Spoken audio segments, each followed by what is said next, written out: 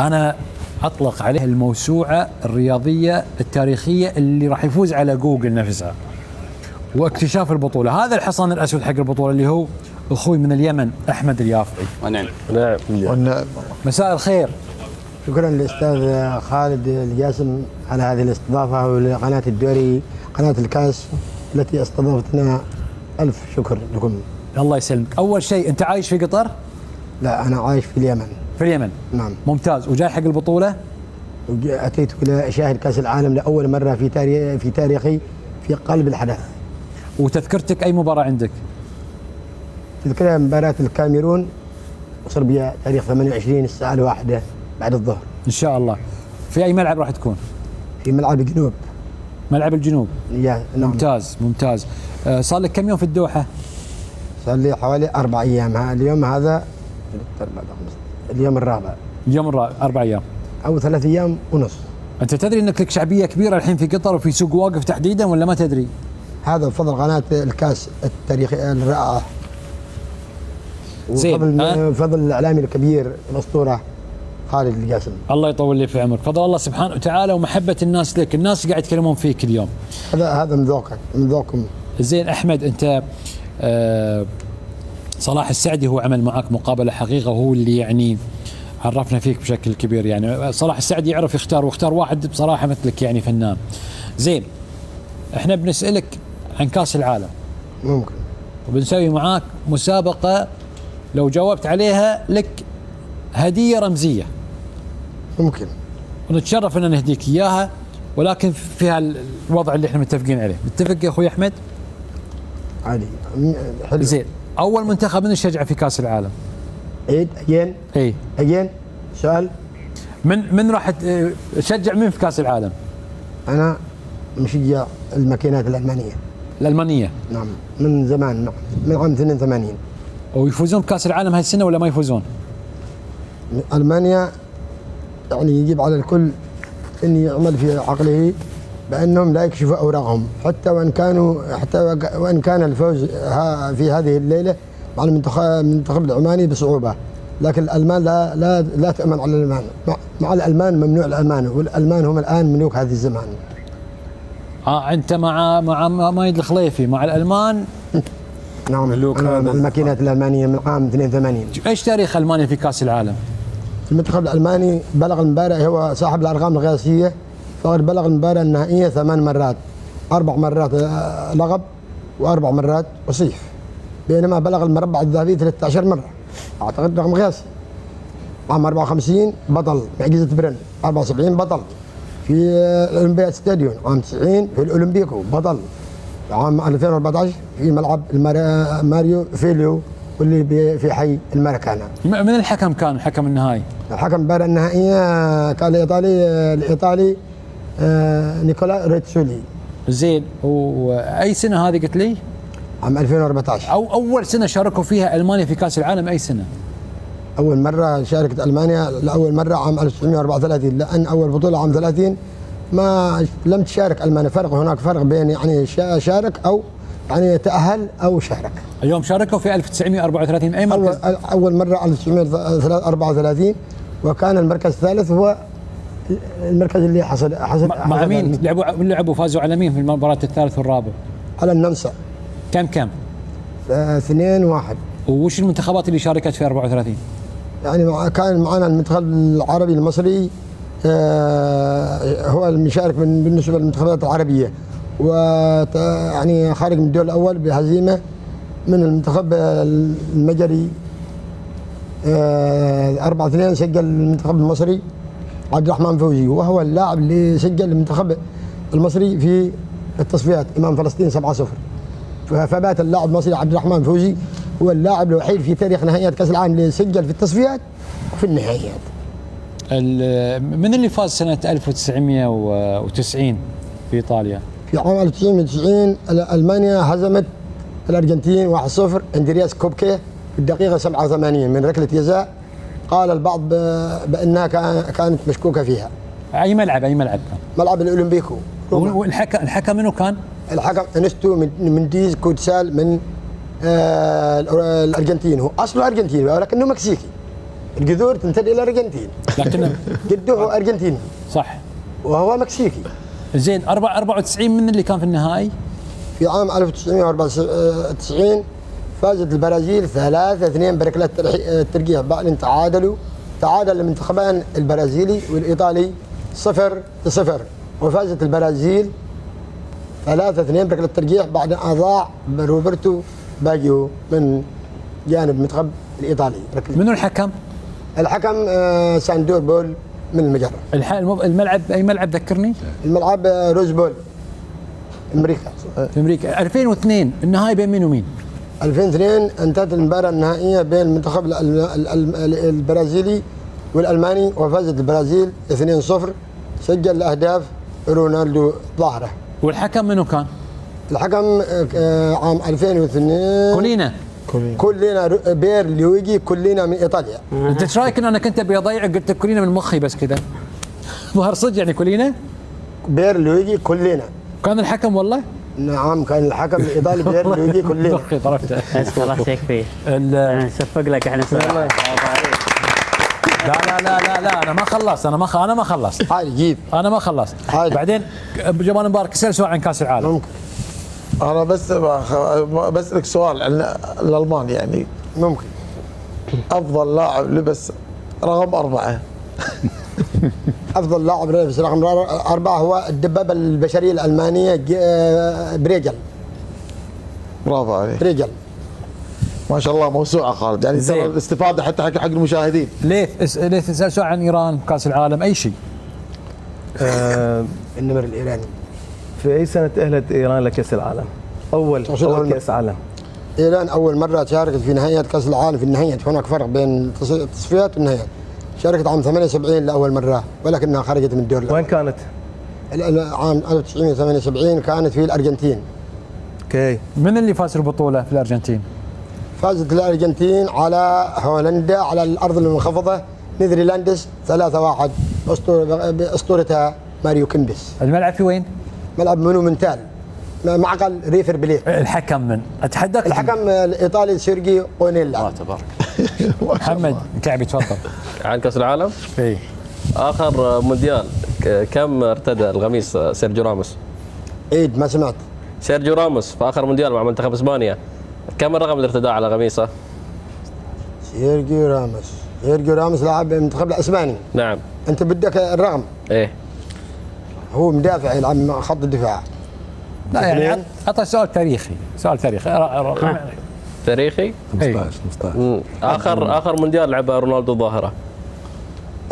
رونالدو اخر مونديال اللي لعبه في عام 2006، ولكن كانت البرازيل تراجعت شيئا ما من عام 2006، لعب في مونديال 2006.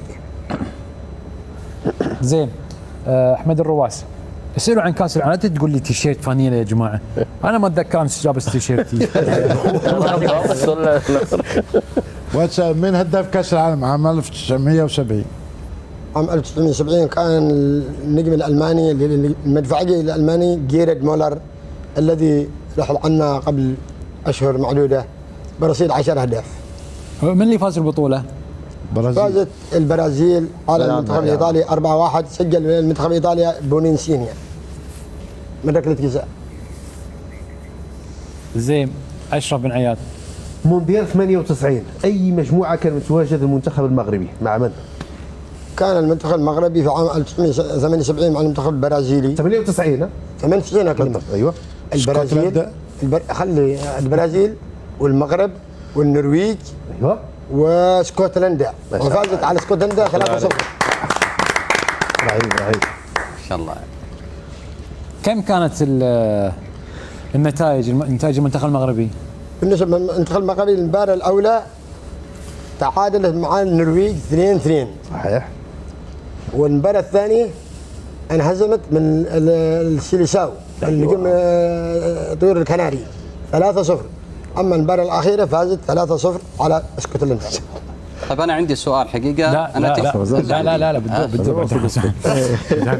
بالدور يونس، بس انا على اساس الجائزه. يونس يعرف كل شيء يعني الرجال. اسال سأل العراق. يونس سأل العراق. كانك مدخلنا بمدرسه اختبارات. ب 86 مجموعة العراق منو كانت بال 86؟ 86 الأورجواي العراق الأورجواي العراق شارب الأورجواي العراق أعتقد بولندا. الذاكرة خانتني شيئا ما بالمنتخب الرابع. هم تعادلوا امبارح ومباراتين خسروا وسجل أحمد راضي المكسيك 86 المكسيك ها والأورجواي والعراق. تمام هيك تمام. لا بلجيكا. هات السؤال الثاني. السؤال الثاني منو اللي سجل للعراق بذيك البطولة ب 86؟ هو النجم أحمد راضي هو من سجل المنتخب العراقي. صحيح. الله يرحمه غفور يسكن الله يرحمه هو اللي راح مرض كورونا هو وناظم شاكر رحمة الله ترشاه. الله يرحمه. أي سؤال كمل. عن الجزائر كأس العالم الأخيرة الجزائر أهلت الدور الثمن النهائي. صوت الجزائر أهلت الدور الثمن النهائي، فازت على كوريا كم؟ ما سمعت. ما سمع الجزائر كم فازوا على كوريا في آخر مونديال؟ 4-2. من سجل؟ سجل سلام سليماني وسفيان فغولي. ما شاء الله. وسلام سليماني سفيان فغولي. الله يحفظه. 4 كل لاعب سجل هدف. سلام سليماني سفيان فغولي جابوا سجلوا باقي 2 اريد ان اذكرهم. فيروز جابوا ابراهيم. جابوا ابراهيم. عبد المنعم جابوا وياسين ابراهيم. ياسين ابراهيم. اسامه عليه ضغط من امس، عليه ضغط قوي. انت تحب الضغط. رسائل واتصالات يعني كثيره تعبتني. ضد السيتي قاعد تلعب. تعبتني الرسائل والاتصالات مكثفه. انت في المجلس ها؟ حياك الله. اتصالات منين؟ صديقي من سجل اهداف المنتخب المغربي ضد البرتغال في 86؟ شنو قال؟ من سجل اهداف المغرب ضد البرتغال؟ 86. نعم. كريمو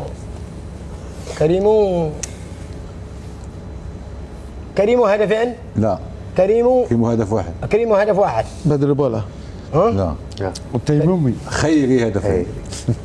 كريمو خيري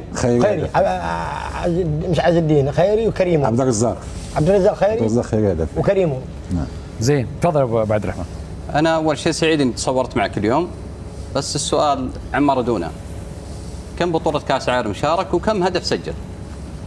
مارادونا شارك مونديال 82 86 90 94. كم هدف؟ سجل مارادونا عام 1986 5 أهداف. 86 آخر هدف مش هو سجله، صنع البورشيجا خورخي بورشيجا ضد ألمانيا الغربية. يعني عليك ما شاء الله. يعني عندما كانت تعادل ألمانيا الغربية الأرجنتين 2-2 فصنع الهدف الثالث خورخي بورشيجا فذبحوا به الألمان. زين هاي عندك هواية لو يعني هي معلومات عامة عندك؟ أنا الحمد لله مش في الرياضة وبس، ولكنني أحفظ عواصم العالم عن بكرة أبيها والمخترعين والمكتشفين والفلاسفة والمحيطات والبحار. زين سؤال ما زالت تعرف هاي بس يونس بعد شوي. يو مايند سؤالك. شو يسأل ابو محمد؟ والله صراحة أنت مبدع يعني أنت جوجل. حياك الله. هذا فضل هذه القناة التاريخية. زين 1930 أول بطولة كأس عالم صحيح؟ يس نعم. 1942 و1946 من خذ بطولة كأس العالم؟ لم تقام بطولة 42 46 بسبب الحرب العالمية الثانية. أشكرك. يلا سأل سؤالك. زين سؤال ما زال عندك هاي الأرقام، منو أسس قناة الكاس؟ عيد. من؟ عيد ما يسمعك. من أسس قناة الكاس؟ هاي سؤال. بالنسبة هذا هو يقول كل شيء يعرفه أنا. خالد. لا مو خالد جاس. ليش له علاقة؟ خالد جاسم جبناه من بكرة. من اللي اخترع المكيف؟ ايوه. من اللي اخترع المكيف؟ المكيف في معلومات احيانا يا استاذ خالد جمال مبارك. من كثر الضغط انا قلت لكم. زين التلفزيون داونلود. من اللي صنع التلفزيون؟ زين التلفزيون علي الضغط أنا نفسي. خالد هو يقول لك عواصم ومحيطات. سؤال حط المحيطات زين اوكي اول خالد العواصم كلها يعرفها مو؟ ايه عاصمة اليمن اسمع انت اسمع. هذه صنعاء.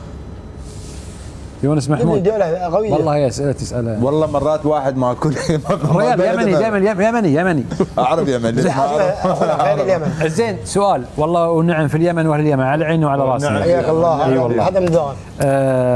واحد يقول لي اسال اليافعي عن من هو الافضل في وجهه نظرك انت من الارقام وغيرها. زين مارادونا ولا بيليه ولا كريستيانو رونالدو ولا ميسي؟ بالنسبة لي أنا أعتبر ليجو أرماندو مارادونا هو ألمع من أنجبته الكرة الأرضية. ليش؟ بسبب أن في مونديال كان يلعب منتخبات هو بنفسه، يعني لاعب منتخبات بنفسه مارادونا 86. هذا المفروض يطلقوا عليه كاس مارادونا وليس كاس العالم 86 المكسيك، انما يطلقوا عليه مونديال مارادونا لانه كان يلعب منتخبات، لاعب بلجيكا وهزم بلجيكا، لاعب انجلترا مهد الكره فهزم الانجليز وفي النهايه اطاح بالالمان. زين شوف انا اول شيء بجيك بعطيك شغله.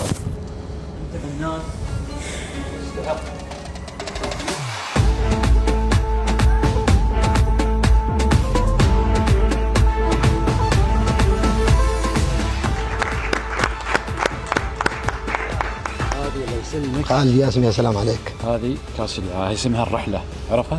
اي نعم. كم كوره في كاس العالم؟ يعني كورها كيف ما افتهم لي؟ هذه الكوره هذه اسمها الرحله صح؟ ايوه. الكوره اللي قبل تعرف اساميها؟ مش كلهم. وش تعرف؟ في عام 2000 يعني في ايوه كل هذه اسمها الرحله. اي هذه الرحلة. ايوه هذه المونديال لكن ايوه ها؟ توقيع حقك ضروري. انا وش سالت؟ خالد ياسم ما يقاليش. لا ضروري. شنو انت المع من جبتهم الجانب الاعلامي العربي. اي براعي المجلس. ايه راعي المجلس اللي يسلم وراه. هذا بفضلك انت. وقعوا له من مارادونا شو اسمه ميسي. وهذه الكوره بيلعبون فيها الابطال في كاس العالم نفسها. صفقوا يا جماعه. خليك معنا ها؟ معكم. ولا تروح سوق واقف؟ حتى الصباح اروح قليل وارجع. اوكي ما عندك مشكله. هذا ما يقدر المجلس. يمشي بسوق واقف. هذا من ذوقك. تعرف يونس محمود؟ يونس محمود هو من صنع امجاد العراق في كرة القدم. لولا يونس محمود لما اتت كاس اسيا 2007. فهو كان يعني السفاح. استانست؟ كيف؟ استانس. ترى تو ينتبه لك. على راس انت واليمن واهل اليمن. الله يحفظك. هو من صنع امجاد العراق في كرة القدم. هذا يعرفه الغاصي والداني. السفاح. السفاح هذا الجزار اللي لا يرحم الحراس. زين منتخب قطر في سنة 2019 فاز بكأس آسيا. فاز على مين ومين ومين ومين؟ هزم الكمبيوتر الياباني او محاربي الساموراي 3-1. صح. 3-2 عفوا. زين. صفر. في ملعب. ملعب الامارات الامارات العربية المتحدة. صح. زايد بن سلطان. نعم. وين رحت في قطر؟ وين تمشيت؟ سوق واقف. زين. الدوحة. الوكرة. وعدنا اتيت قريب حوالي 3 ايام. الله يعطيك الصحة والعافية. مريت على عبد الله الشيباني؟ اسمع له. عبد الله الشيباني مريت عليه؟ هذا يمني مننا. تعرف أحمد الرواس؟ هذا ألمع من جبتهم عمان في الجانب الإعلامي. الله تعرفها يعني القريب قبل البعيد. استاذ اشرف. تعرف يونس؟ تعرف مايد الخليفي؟ هذا اسطوره يعني لن تتكرر في المجال الاعلامي القطري. اشكرك والله يا اخي. اسطوره عالميه. زين. جايبين يمدح بينا. تعرف اشرف بن عياد؟ اسطوره من اساطير المغرب.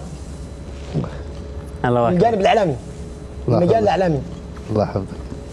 زين، تعرف جمال مبارك؟ سهل اشرف. الله يحفظك. ملك التغطيه في المنتخب الكويتي. حبيبي. الله. يا سلام. صح. خط دفاع. صح. ايوه. بلاد الجزيرة اعرفه. لا جزيري. من المع من جبتهم للملاعب الجزائريه. كرة القدم. هيك صحيح؟ محمد سويلم. قليل عليه، ولكنه نجم من نجوم في المجال الرياضي. زين، ايش هذا توقعاتك؟ مصور معك اليوم. سعودي. اي سعودي اكيد. اسطوره اعلاميه رياضيه كبيره. زين، توقعاتك للسعوديه في كاس العالم؟ السعوديه انا هي المباراه الاولى التي ستلعبها امام الارجنتين او الارجنتين، وتعني في اللغه العربيه الارجنتين البلاد الفضيه، يعني ما داعي يبقى لها وقت كثير علشان اشرح لكم لماذا سميت الارجنتين ومن الذي اطلق عليها الارجنتين. لا انا بعرف الحين. انسى التوقع. من اللي سماها الارجنتين؟ اطلقوا عليها الاسبان لانهم عندما دخلوا الارجنتين كانوا يشاهدوا الشعب اللي هم في الارجنتين يلبسون ملابس فضيه، والارجنتين معناتها اصحاب الملابس الفضيه. حلو والله. زين، كم ملعب في ملاعب كاس العالم في قطر؟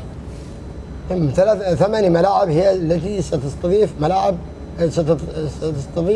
نهائيات كاس العالم.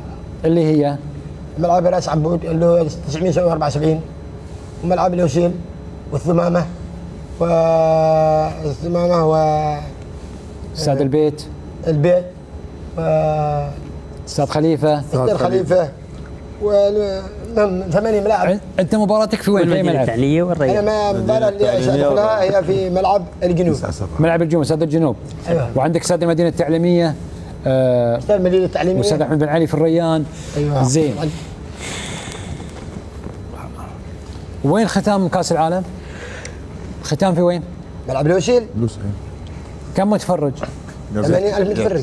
تشابه هيك. زين، والافتتاح في وين؟ ملعب البيت. كم عدد الجماهير؟ حوالي 60,000. صحيح. ما شاء الله. قطر ومين في الافتتاح؟ قطر والاكوادور. من يفوز؟ قطر. ان شاء الله. قول ان شاء الله. ستفوز قطر، ستفوز ان شاء الله. لا قول ان شاء الله. ان شاء الله. زين. إن شاء الله. وقطر والسنغال؟ هذه انا اتوقع تعادل. قطر وهولندا؟ تعادل. عذرونا، ما شاء قول الله لنا عليك. وعذرونا. ساعدك بعد ذلك. عذرونا. صعدنا. قطر انا اتفائل فيها ان شاء الله. باذن الله ستشاهدون. ستعمل مفاجاه قطر. حضرت من كاس أول عالم؟ مرة. اول مره تحضر كاس عالم؟ اول مره اللي يدخل اول مره يعلو كعبه ان شاء الله. كما عملت فعلت السعوديه في 86 96 94 عفوا 94 علو كعبها. صح. توقعاتك لمنتخب تونس؟ منتخب تونسي مع لديهم لاعبين وان شاء الله سيتجاوز الدور الاول. والمغرب؟ المغرب عندهم منتخب من العيار الثقيل، باذن الله سيتجاوز الدور الاول ان شاء الله. ولو انها يعني يعني المنتخبات العربيه الجانب البدني، اللياقه البدنيه هي من تخونهم. تحمل. اللياقه البدنيه هي من تخون المنتخبات العربيه، وهذه اللي تخوفني فيها. الله المستعان. انت ان شاء الله سيعملوا شيء ان شاء الله. انت الان مرخوص، تبي تروح سوق واقف، تبي تقعد معانا، انت حر خلاص كيفك. الان ها؟ خلاص كيفك. شكرا. خلاص انت مرخوص، كيفك انت على كيف. خلاص يكفي. انت بتروح سوق واقف ها؟ بروح سوق واقف اي وقت تريدوني. بالاعلام ينتظرونك. بالاعلام تنظرونا. اشكرك. يكفي يا استاذ خالد. نتشرف فيك، نتشرف. خلاص ارحل. الله يحفظك. شكرا جزيلا. دعاء الله. شكرا جزيلا لقناه الكاس التي استضافتني في هذه الليله طيبه بقياده المع اساطيرها الاستاذ خالد ياسر. واحد يقول لي شكراً. تشبه انت اللاعب جوكوفيتش، لاعب التنس تشبهه، يعني بطل العالم جوكوفيتش. انت تشبهه يقول لي واحد. الصربي. صربي. انا احب روجر فيدرر. اعتزل خلاص. احبه هو. انا نعم. هو اللي غازره سويسري. سويسري يجي فدري من البطل الحين حاليا في التنس؟